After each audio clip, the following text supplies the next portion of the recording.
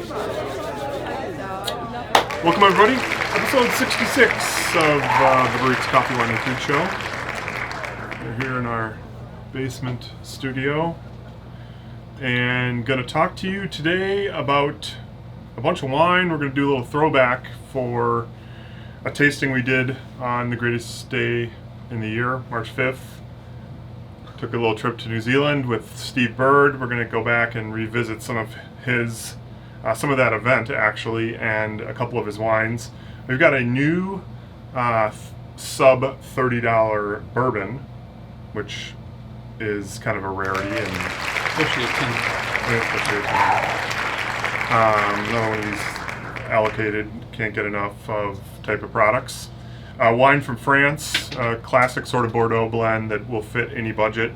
A few tastings, and then we figured, although we're not drinking that right now since it's 8 o'clock in the morning, we talk a little bit about our decafs, which are actually, there's some pretty cool facts if you're a decaf drinker. All of our decafs are natural, chemical-free, etc., which we'll get to in just a minute. But first, let's talk about our wine of the week, which is the Charton Bordeaux. As I said, classic blend Cabernet and Merlot. And how do they make this stuff so expensive and get this bottle all the way over to the U.S.? Well, Bordeaux, unlike what people think of Bordeaux, is those top growth, really, really expensive $1,000 bottle Bordeaux reds, which are collector bottles. But Bordeaux, as a producing region, produces basically 40% of France's wine. I mean, they produce an enormous amount of wine. Yeah. It's a large growing area, and Cabernet and Merlot are the two main red varietals, Sauvignon Blanc and Semillon, the two white varietals, and then there's a smattering of a couple others.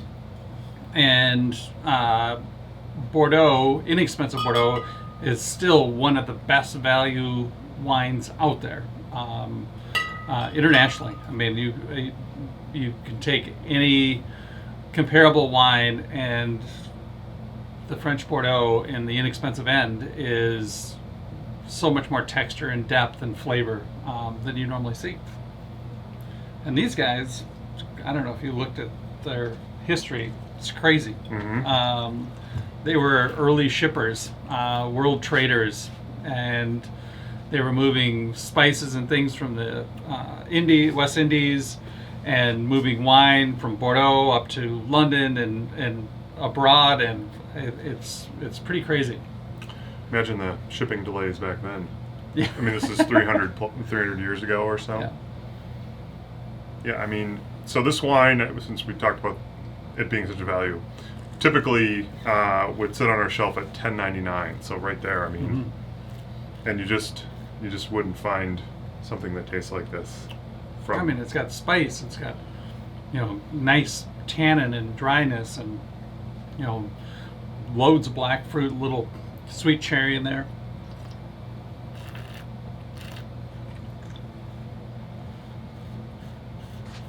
Yeah, that is pretty stellar. Yeah, I mean, and it's a twist top, so it's you're ready good to go. It's ready to go. So $10.99 is what it typically sits on the shelf at. $8.99 is the deal, which is if you're looking for a reasonably inexpensive, but I guess I would call it semi-complicated wine, or that has some depth of flavor for a price that certainly fits most budgets. Couldn't recommend the Charton Lafleur Bordeaux anymore. It's great. Yeah. I mean, for the price. It's a food red. It has a nice structure to it. We've had these guys sold this before? We've sold this before. Yeah. Okay. They're white too, Yeah. if I'm not mistaken, right? Yeah, pretty delish. So out at the BarriquesMarket.com website, under events and CWT, you will find the July 7th show section. Had to check my date there. That'll contain all the things that we're going to talk about today, including this Bordeaux.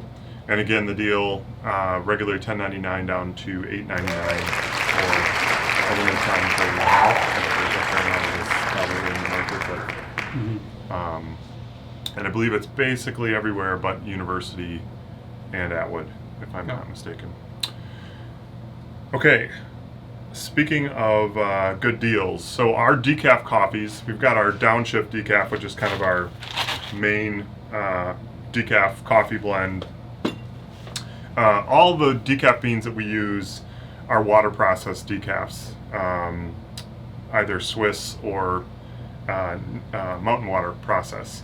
Whether it's the blends or the single origins, they are all chemically free, decaffeinated. When you guys go to roast this stuff, what is the guiding philosophy behind the decafs? Well, decafs, because you do extract the bean through the water process and you put it back in, the bean is a little bit more precarious to work with. It tends to race the roast, so you have to be much more gentle on the roast, definitely on the back end, or it will just run right through the roaster. And you end up with overcooked beans, so you have to be on your toes and watch it. This particular the Downshift is a blend of a little bit of heavy roaster coffee and some of our lighter roasted decafs, and so it gives you much more texture and depth. The one thing I always say about our decafs, and especially Swiss water and mountain water process, is they taste like coffee. Yeah. Yeah. I mean, they don't. I just don't get the chemically processed stuff. It tastes nasty. I guess that's why you put an enormous amount of milk in there, because you cover up the bitter. Where this tastes like a regular cup of coffee. Yeah, I mean, if you're not really schooled in this stuff, you would be very hard pressed to pick one of these out in a lineup of our coffees. And one of the things that we never talk about as a coffee company, and that we roast our own coffees, is that literally our stores order what goes on that shelf that week, and we try to sell through it, within the next week, and then they get their next shipment. And so from the roaster to your door is basically usually a week. Yeah, certainly if you order coffee through the barriquesmarket.com site, that coffee is roasted specifically for that order. And if you go to a grocery store, I don't know, I'm seeing 9 months, 12 months months even, freshness dates on those things. So, freshness dates. Yeah, if you like a really fresh coffee, and you know that you've got a fresh coffee is because it really blooms in your coffee pot. Sometimes it blooms over the top, but that's a good sign. Yeah, for sure. So the Downshift is out there. We do our typical CWT buy two, get one free deals. That brings it the $43 price point down to somewhere in the upper 20s, 28 bucks and change for 3 bags of the Downshift. And again, that's all natural water processed. Decafs, all of our decafs are that way. The reason people don't do it all is because it's not the least expensive way to decaffeinate your coffee. No. They're not cheap green beans, but certainly the from our vantage point, the best tasting way to produce decaf for sure. So that is the Downshift. So that was, I guess, our upper. I don't know. You can't call the decaf an upper. We're gonna talk about downers right now. Not in a bad way though. Yeah. The Russell 10-year reserve bourbon. Where'd it come from? Russell's Reserve is an homage to Eddie and Jimmy Russell. They were the 2 master distillers for Wild Turkey. Their tenure spanned over 100 years. Wow. And this is a little bit of a rare type of bourbon for a turkey style, is because this is actually one of their lowest proof. This comes in at 90 proof. And I mean, to be able to get a 10-year, those of you who are fans of Eagle Rare, you're going to run out, because we run out, so everybody runs out. And you need another bourbon that has that nice richness and stuff like that. Russell's Reserve is a smoking bourbon for the price. I mean, it's really got that you like that bourbon roundness and that fullness and that caramel flavor. Mm-hmm. The Russell Reserve is right there. So you did specifically purchase this to fill that Eagle Rare. Yeah, because I mean, I just can't get enough. It's going to be one of these things where you get your Russell's 10-year, and then you get your Eagle Rare 10-year, and then you get. Yeah, it's not a bad trade-off. Yeah. I mean, you get to try something a little new. Yeah, I would say this is a little bit more muscular than the 10-year. You know, of the Eagle Rare. This is a little bit richer in style. Cool. So. And again, one of these things that's allocated, like you don't. It comes and goes. Yeah. Like all good bourbon these days, or like all bourbon, I should even say. $29.99 is what that is retailing for on our shelves. Middleton, Monroe Street, and Fitchburg are the only places you can find it. You can purchase it at the barriquesmarket.com site under the July 7th show section. Reserve it to pick up. Swing by one of the stores and grab it while it lasts. And if you are an Eagle Rare fan and running out rapidly, then maybe you want to try something, switch it up a little bit and give the Russell's Reserve a try. Certainly has a lot of pedigree. Yeah. Cool. Okay, so let's move on to our tastings. So we're a couple weeks in now to doing some in-person events. Had, I would consider, a real successful Margarita Madness tasting last week. It was crazy. For those of you who were there, you know it was crazy. I literally were kicking people out the door at the end of it, which is kind of great and has been a very long time since we've done something like that. And we have a couple of in-person events. Our first hybrid event coming up. The first of which is coming up this Friday, so the 9th of July, doing our Twilight Zone white tasting. Ben, is there one of these wines in particular that talk a little bit about it? Well, there is a sleeper. It literally is going to arrive today from Portugal. It is a blend. It's going to be a sparkling wine. Oh, cool. And I tried it 4 years ago in Portugal, and it has taken 4 years to get it here. And this stuff is smoking. Really? Yeah. For under $20, it's incredible. Cool. And so we're going to kick it off with a sparkling wine, and then we're going to dabble around in a lot of different kind of cool white varietals. Yeah. So the whole notion behind the Twilight Zone thing is just sort of these outer worldly, wacky white wine varietals that you might look at on the shelf and go, "What in the world is that? What's a PX #1 mutant?" Yeah. We have one called PX Mutant. Yeah, I mean that's odd, but it's a lot of fun. It's a great way to discover some new, interesting white wines. We do red versions of this tasting as well, which we'll probably do at some point in the fall. So that is this Friday. It's an in-person event from 5 to 7 at Monroe Street. You can purchase your admission in advance for a significant discount, or come in the day of if you'd like. And it's a go at your own pace thing between those 2 hours on Friday. The following week, on the 16th, we're bringing in Kristen Millis from Dallaterra, who has done 3 different virtual tastings with us over this past year. We're going to bring her in virtually. You are welcome to participate with us virtually via Zoom, like we've done many tastings over the last 12 or 15 months. But you're also welcome to join us in person. We're going to be doing that at Monroe Street, starting at 7 o'clock. And we'll have a big screen and so forth, and we can sit there and listen to Kristen, ask questions, and do the same thing we normally would be doing if we were behind the Zoom screen. But we're going to be able to be together if that's something that you all are interested in. It's $15 for the in-person tasting, and then if you're going to be doing it virtually, we're giving you a little bit more wine, at least enough for 2 people, so it gets a little bit more expensive, and there's a couple different price options there. But it should be a lot of fun, a little bit of an experiment. Yep, we're gonna traipse around Italy. We're gonna try different varietals grown in different soil types, and of course different winemakers' approach. Yeah. So. And Kristen's great co-host. The reason we've had her on 3 times and now going to be 4. She's a great tour guide, a great fountain of wine knowledge. Knows these properties really well. Super passionate about Italy, and if you're ever going to travel in Italy, she's an incredible resource. Yeah, it'll be interesting to see where she is. The last couple of times she's been in different places when we've been doing this with her, so it'll be interesting to see where she's piping in from.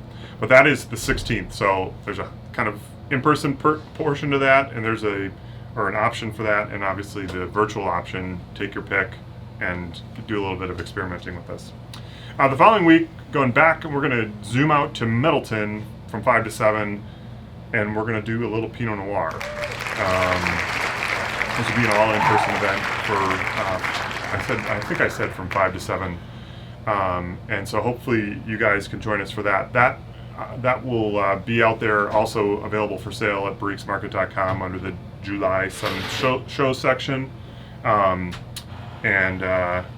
I don't know, I love Pinot Noir, so you got any wines in particular that you know is going to be part of that tasting?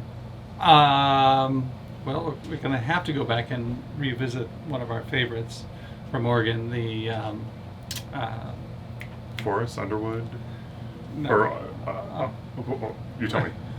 Four Graces. Four Graces, okay, there we go. Putting words in my mouth. Sorry. Well, that'll be cool. Awesome. Last but not least, for the show today, I thought it made some good sense to go back and maybe take a little bit of throwback and take a look at some of the events we've done in the past. And in particular, I've been walking by the wine shelves and just like itching to buy another bottle of the Steve Bird Pinot Noir. I keep telling people about the way he makes that Pinot. Yeah. And they're always blown away. I'm like, no, he literally is rolling these barrels. Yes. They're custom barrels. Hands. So. It is a manual labor of love for sure. So Steve Bird is a winemaker down in New Zealand. We had him on for a virtual tasting back in March and featured 4 of his wines, 3 from their Manu line, the Rosé, their Sauv Blanc, and the Manu Pinot Noir. And then we had his namesake, Steve Bird Pinot Noir, which we're going to do a little bit of a sort of throwback deal on the 2 Pinot Noirs. They're going to be available for sale at barriquesmarket.com for 15% off. But I also thought it'd be really interesting if we go back and listen to his story. Somebody asked him, if you're going to go to New Zealand, like, give us the itinerary. Yeah. And he laid out, at the time, what I considered like the best answer we ever got from one of our guests. And we're going to let you guys hear it here. So you fly into Auckland, you get a great hotel in the middle of the city so you can enjoy the harbour. You walk down to the docks, the next morning, and you hop on a ferry and you go to Waiheke Island, and you do lunch. And I tell you what, you may never leave. It's a beautiful spot, and you try some great wines. And then from there, essentially, you fly to Queenstown and you do Central Otago. You hire a camper van and you start driving. And you drive up the east coast of New Zealand, and you'll go to Christchurch, and you'll try the wines from the Waipara district. And it's about a 2-day drive. From there, you'll drive to Marlborough. And on the way to Marlborough, you'll stop at a place called Kaikoura, and you'll have a look at the influence of a magnitude 8.2 earthquake, and you'll be impressed. It's a mighty thing to see. 5 years ago, the seabed was 2 meters below where it is today. And you'll drive up that brand spanking new coastal road, because in that earthquake in 2016, it was completely destroyed. And you'll drive up a brand spanking new state highway along the coast, and you'll end up in Marlborough as you go north, the district of Marlborough. And you won't stay in the centre of Marlborough. You won't stay in the city. You'll get a great little B&B or whatever out in the middle of the vineyards, and you'll do lunch probably a couple of times in the various cafes and restaurants there, and you'll try some great Chardonnays and some great Pinot Noirs, some great Sauvignon Blancs, and some great sparkling wines. And then you'll go north again. You'll go across the Cook Strait on the Inter-Island Ferry, and you'll be in our capital, Wellington. And within an hour's drive from Wellington is this most spectacular little Pinot Noir production area called Martinborough in the Wairarapa. And the Pinot Noirs there are so Burgundy-like that it's ridiculous. And they're pretty expensive, but, that's Pinot. And so a day up there or even a night up there is not to be missed. So, spend some time in Martinborough. And then from Martinborough, it's a short drive, 2-3 hours, maybe 3 hours, to go to the Hawke's Bay. And you'll want to spend some time in Hawke's Bay because it's a little spread out. But that's where you'll find the Gimlet Gravels area of New Zealand. And in the Hawke's Bay, you'll be trying great Syrah, really fantastic Syrah. Merlot Cabernet blends, some Cabernet Franc. And for my money, the best Chardonnays in New Zealand come out of Hawke's Bay from the southern side of the Narroa River. And, you'll go to Hastings or Napier. If you go to Napier and want to try the best Chardonnay in New Zealand, that I think currently is made by a guy called Tony Bish, and he has an urban winery in the middle of Napier. So you'll have done a wine tour that you won't forget, and you'll have tried some spectacular wines, and then you can just quietly make your way back to Auckland, and you're on your way home, having spent 10 days, 2 weeks, touching every single viticultural area worth noting, and trying some really unique wines. You want me to organise a tour? Okay, so does that not make you want to go and visit New Zealand? I am ready. We have some good customers of ours who have they left? Have Becky and Eric, have they already taken off? Yeah, they're if they're watching this, that means they're in quarantine right now. Oh, that's right. That's right. They're probably watching from a hotel room in New Zealand. Yeah, so some great supporters of Barriques who joined us for many of our tastings. We're here in Wisconsin and went back, I guess I'll call it kind of home to New Zealand. They are, yes, literally in quarantine. Once you come back into country, you gotta be in quarantine for a couple weeks. Their house is on a boat. And hilarious, they give you literally an allotment of wine. Yes, I think they get 1 bottle of wine a day. I'm not sure that's going to be enough for them. For those two? No, I know. No. But anyway, I thought it was hilarious. He asked if we, had any interest in going down there. I'm like, of course, and I'd love to see Australia. And he's like, why do you want to see Australia? Very, very. Yeah, one of the funniest things Eric told me about going into quarantine is that they literally have to have guards to keep people in. It isn't because they're escaping to go run around or go to the beach. It literally is to go to the liquor store. That's right. Oh, God. Maybe we really would fit in well down in New Zealand. Yep. So that is the show for today. Hope you get an opportunity to come in and grab at the Bordeaux. It is just a really great deal. The Steve Bird Pinots are also a lot of fun. If you're a bourbon fan, that Russell's Reserve should be on your list. And then a number of the tastings hopefully will give you something to do on a Friday night. Hope you guys have a great rest of your week. Looks like it's going to be a little rainy, which is a little bummer, but hey, it's all right. My garden is 6 feet tall. Plus your tomato plants, yeah, I heard. Your mutant tomato plants. Maybe you'll have to tell them next episode what the secret is that you think is the secret to your 6-foot-high tomato plants. All right, folks, thanks very much. Cheers, and we will see you next week. Yep.